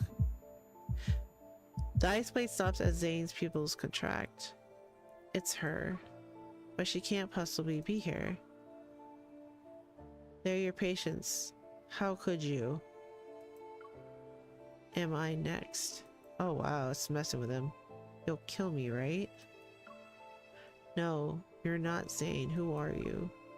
It's a face he knows so well that it in this unspeakable nightmare, her expression is filled with disbelief and pain. Yes, it's her. Zane, kill me.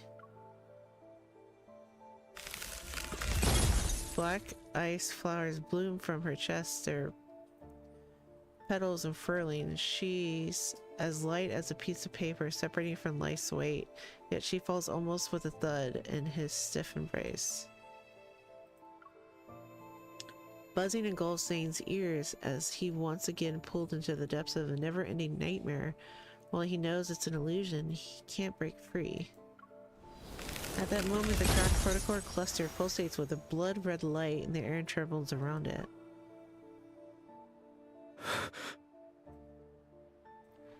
The massive shadow before him breaks along with the other protocore cluster. The illusion in his arms changes again. But he doesn't look up, he only clenches his fist. It's time to end this. A cold gleam flickers and pure black crystals surge beneath him. They freeze every figure that lurks within the shadows.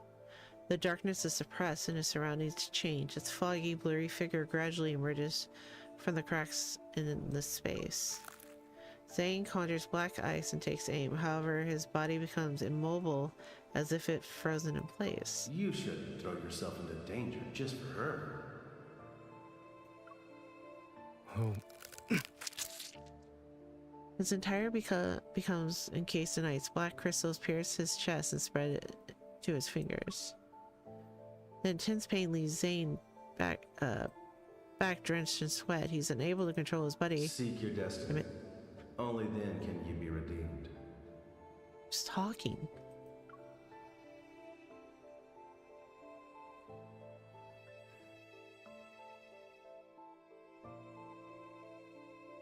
So he killed somebody, and then he still has guilt for not saving his patients.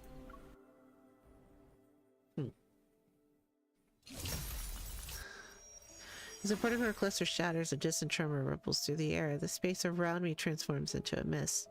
The moonlight shines down, and then the fog dissipates. I can feel the ground beneath my feet.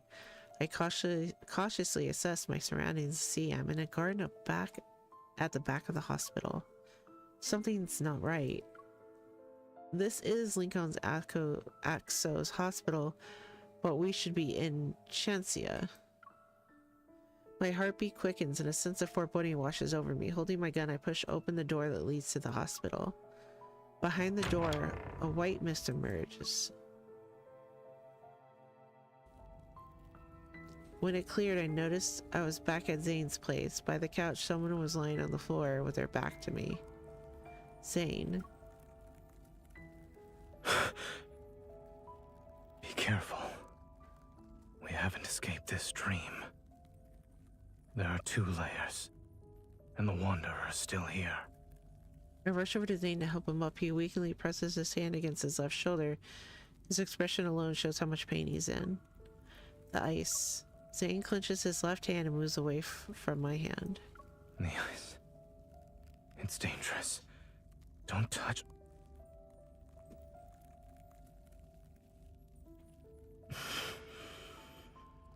It's too dangerous.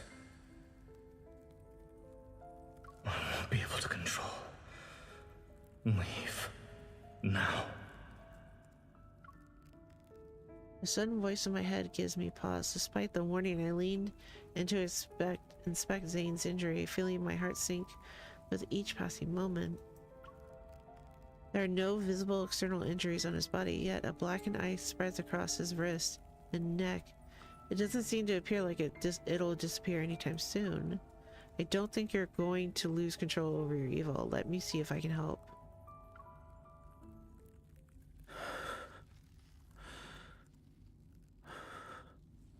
Don't worry. I'm fine. It was just...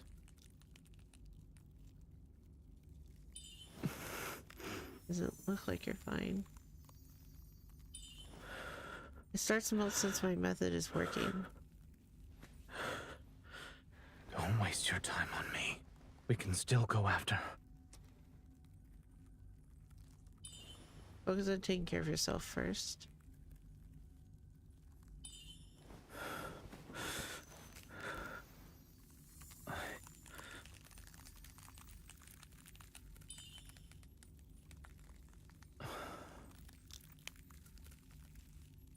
Going so fast. I hope you suppress your buffers. Damn it, it's going so fast. My left shoulder.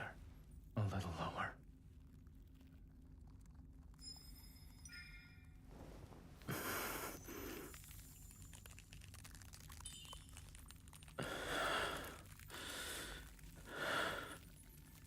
I would hope so.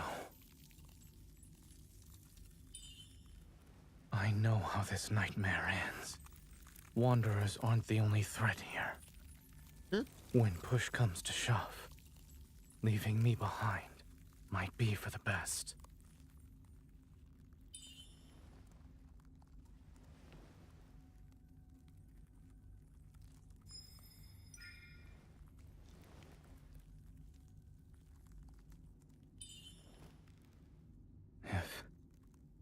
If I do something that ends up hurting you, don't go easy on me.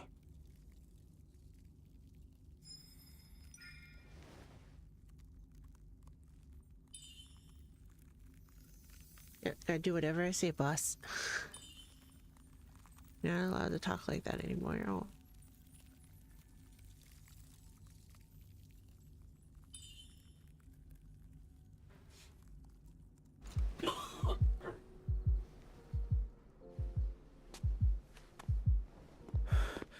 What happened?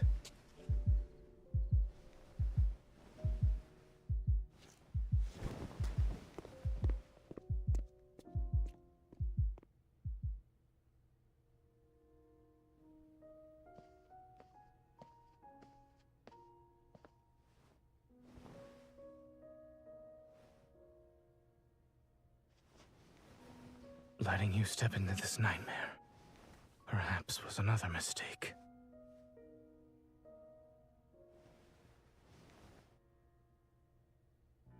But at least I have one last choice.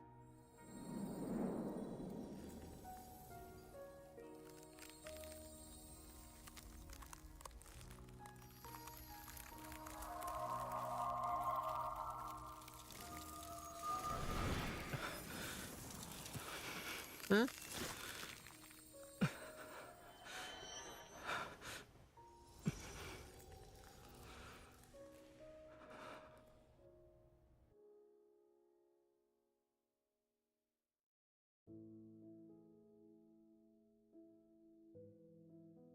I gather my thoughts and worry before me momentarily merges with a blurry image of Zane in my fragmented memories, but immediately separate. Wait, when was I pulled into Protocol Field? I was attacked by the Wanderer and lost consciousness.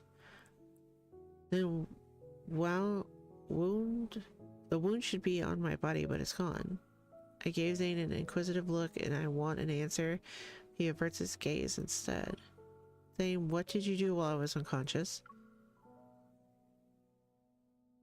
Now, what did you do? What did you do? Do-do-do.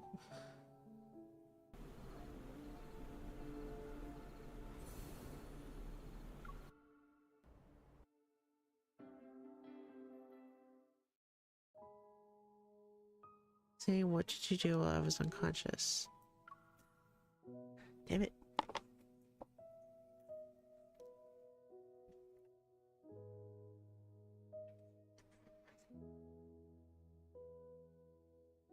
Is this why you're losing control of your evolve? His silence confirms my suspicions. I lower my head and my hands that rest on his titan. You're having way too much fun, Poke. Before the worry and guilt in my heart coalesces into coherent words, they disappear because of Zane's presence. God damn it, Poke.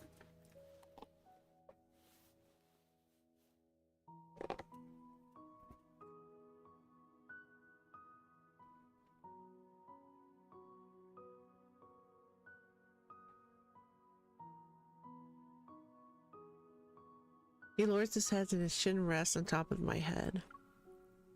You're my hunter, escort, correct? Protecting you was protecting myself. It's brown sugar boba with oat milk. Because I can't have milk. It's yummy. After subjecting you to a distressing dream, ensuring you can leave safely is the least I should do. Why are you making it sound like you dragged me through hell and back? Your dream didn't hurt me. The mist is exploiting it. What if the Wanderer wasn't the only source of danger?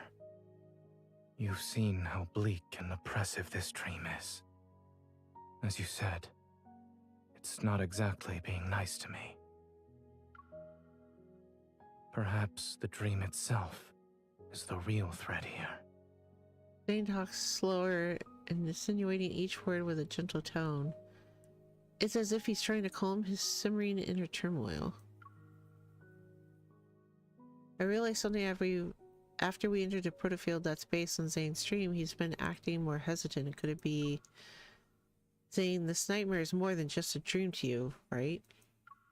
I sense his hand steadily move, a testament to its master's emotions that are always restrained. A dream remains a dream so long as you wake up from it. But when that day comes, when I can't wake up. Are you worried you'll be trapped in your dreams, or that your dreams will encroach on reality? If that day ever comes.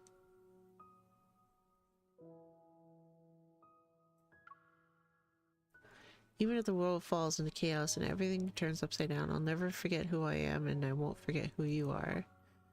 By then I'll find you in your dreams, the real you. The resonance's light quietly flows from my fingers as I make a not-so-solemn promise in a calm voice.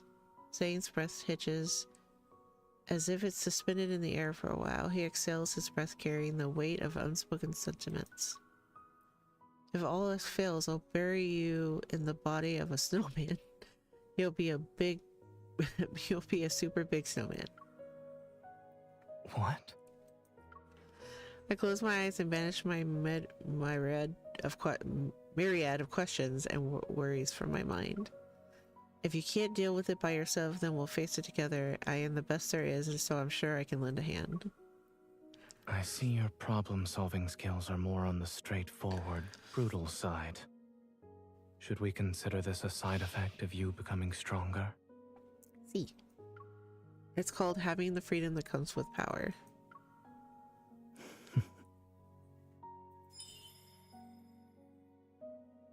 I have to hold it. Okay. All the black ice has disappeared. How are you feeling? Does it still hurt? I look up and meet Zane's gaze. It seems he's been observing me for a while. It doesn't hurt anymore. Don't. Just as I'm about to tell Zane not to lie again, he turns over my hand. A sliver of glimmering icy light appears in my palm. He takes back his hand, and the two chubby little ice seals tremble into my hand. Aww. You get two. As an escort, you are very professional while on the job. This is your reward, since I have nothing else to give you. Aww. Do you trust me now? Yeah. From where I am, light and shadows dance upon his features. They accentuate the mirth in his eyes. You keep telling me not to push myself, but you also need to stop disregarding your safety. He nods. I clench my hand and reach out to him. I help him stand on his feet as I get up. You said this dream has 2 layers. Are we in the outer one? Because we broke the inner layer. Zane doesn't refute my statement. He turns around and walks ahead to open the door. We step out to be greeted by the night breeze. We retrace our steps through the corridor and return to the hospital garden, which feels familiar yet strange.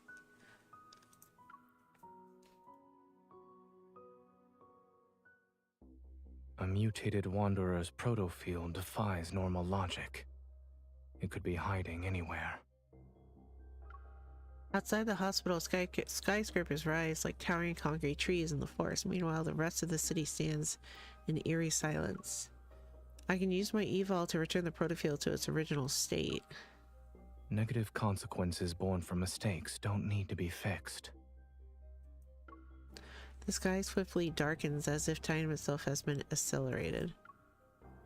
We have no choice but to destroy this place. Wait, your eval, we'll do it together.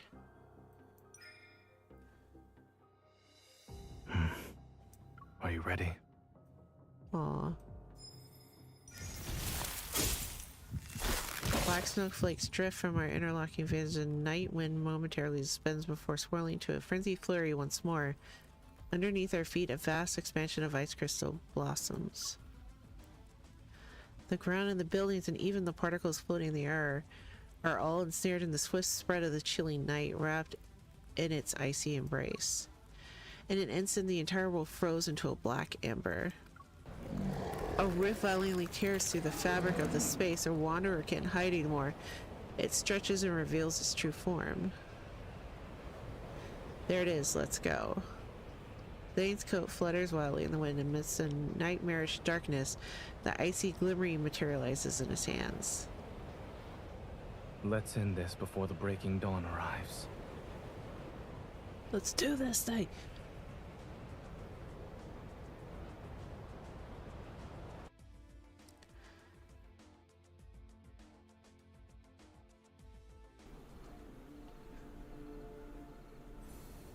So I already beat it. Did it at a time. Oh, it's easier. Make sure I'm strong enough. Once the final blow is dealt to the Wanderer, an intense tremor surges from the depths of my heart. But the resonance is unmistakable this time. It's akin to a gentle waves brimming with power. A light, warm glow gently descends into my palm. This is Chinsa Hospital. The breaking dawn light streams through the window. In the silent corridor, the air carries a faint scent of disinfectant. Have we returned, Zane? I'm here. As my hand externally squeezed, I turn my head. Zane is next to me. Wait, I need to double check. Are we still in the protofield or are we in reality? I turn around first. Did I just push him?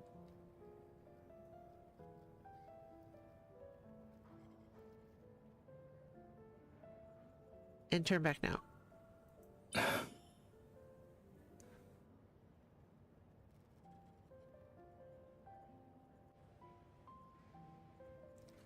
Though his expression has a bit of helplessness, Zane still complies. Are you double-checking or making me play a game of turnaround? Confirming that Dr. Zane is the person with me right now. A burst of laughter erupts from deep within me, but in the very next second I collapse onto the ground. His arms immediately extend to steady me. Are you alright? I'm fine. I reach out, but stop once I realize I'm holding something. I open my hand to see a protocore fragment. It emits a faint green glow. A fragment of the Aether Core. At least our effort wasn't for nothing. You're back. Dr. Zane. Oh, he took us into the thing, so we disappeared. Captain Will and the others rush over from the opposite side of the corridor. Their expressions reflect a mixture of relief, joy, and concern. Are you two okay? You're not hurt, are you? It's been 3 whole days since you were trapped in that Wanderer's proto-field. Everyone's been worried sick. From Captain Will, I learned that exactly 3 days has passed since we entered the peculiar protofield. The patient has been relocated to a secure ward and is now out of danger following resuscitation. During this time, the entire hospital is being protected by Chensa city hunters who carried out a thorough investigation. By the way, we discovered a strange device while investigating the ICU. Speaking in a quieter tone, she gives me a sealed, transparent bag. We found it hidden inside a flux stabilizer that was sitting in a corner. Almost went unnoticed. Ever since that incident happened in the ER, the hospital's flux stabilizers have been examined or replaced. So only recently did someone tamper with one of them. I take the seal back and show a grateful smile. I'll ask the association to conduct an investigation. Lincoln City, 3 days later. When the door to Zane's home is quiet. Zane. Hopefully he's passed out. Yep, he's asleep. Tiptoe in the living room and Zane is peacefully sleeping on the couch. Curtains gently flutter in the warm breeze. Lights and shadows glide from his nose to his chin. Is he sleeping or... I move closer and place my hand over his chest. Phew, he's just sleeping. He must be exhausted. Approaching Zane, I kneel down to be at eye level with him. I carefully cover him with a blanket that's draped over the couch. The tension on Zane's furrowed brow dissipates. He's breathing steady. His expression is serene and relaxed. I look at his face, the thoughts in my mind racing as I reflect on a whirlwind of events that have unfolded recently. You can finally rest. My watch vibrates. I leave the living room and answer Simone's call. The preliminary analysis results are out for the thing you brought back. Tell me. It has an intricate structure. Took me a while to disassemble it. I found a radio frequency chip that resonates with metaflux fluctuations. Basically, it's an energy transmitter. It can locate protocors and even attract wanderers via fluctuations. What? A wanderer attracting transmitter. As I recall what had happened, one figure stands out the most suspicious. Carter. He just showed up before and after the patient displayed abnormalities. Blech. I shared my suspicion with Simone, then she poses her own questions. The complexity of this small device is far beyond his understanding, and even Xander Sciences. It exhibits highly advanced protocore technology. Xander Sciences is a medical institution. There's no way they could possess protocore tech that rivals the associations, right? So what are you thinking? After the founder of Xander Sciences, Raymond, passed away, the company's future was uncertain. Only recently was it acquired by a well-known group. Its biggest shareholder right now should be Ever. It's at that moment the fragmented pieces of information in my mind gradually lock into place and form a cohesive image. Carter mentioned the patient at Chainside Hospital had undergone a long-term treatment at Xander Sciences. Raymond, the founder of Xander Sciences, was in a similar situation. If the peculiar crystals in the operating room and monsters in the N109 zone came from the same source, that means Ever is creating monsters. Oh my god. So they're oh god, that's scary. Once again, Zane finds himself chasing after that familiar figure. Under radiant sunlight, cicadas chirp in the background while the pristine azure sky stretches as far as the eye can see. The sun sits on the edge of the city's high-rise buildings. The girl turns to him. She smiles. At least he caught up to her.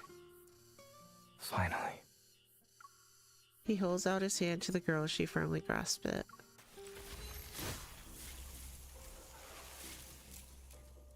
Yet the two find themselves tumbling back into the seamlessly endless empty corridor.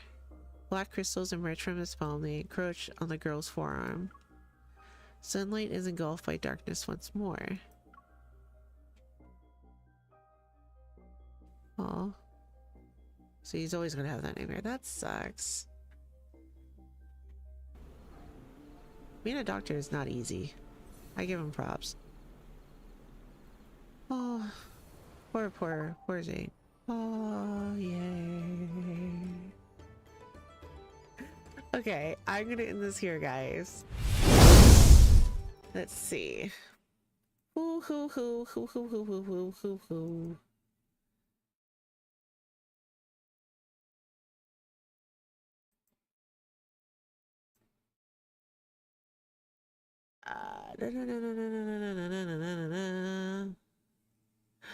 Barley.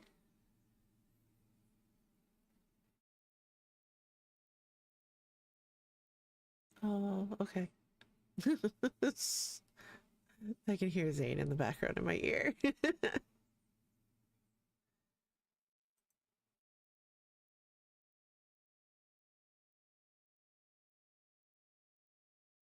Let's see. Ooh. Carney. Oh, she looks like she's having fun. Yeah, she's playing the same one as me. So let's give her a ray. Let's say hi. You know, all that fun stuff. But yeah, talk to you guys later. Bye.